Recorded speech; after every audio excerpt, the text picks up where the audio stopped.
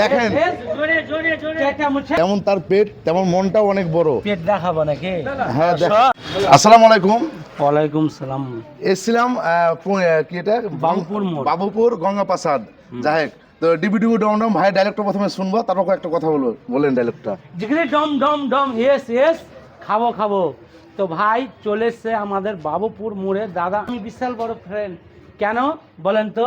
এ দাদার ভিডিও দেখে যে আমি অনেক কিছু শিখেছি। বলেন। যাই হোক, দাদার সাথে দেখা করে মানে গ্রামে এসে অনেক মানুষের সাথে দেখা করলাম।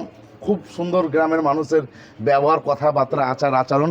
সত্যি একজন রাজমিস্ত্রি হয়েও যে আমি এই জায়গায় আসবো বা আমাকে এতটা ভালোবাসা দিবে, এটা আমার মানে কি বলবো আর কি, স্বপ্নের বাইরে। তো যাই হোক, দাদার সাথে কথাবার্তা বলে, আর দাদাকে দেখার অনেক স্বপ্ন ছিল যে একদিন হয়তো দেখা হবে ইনশাল্লাহ।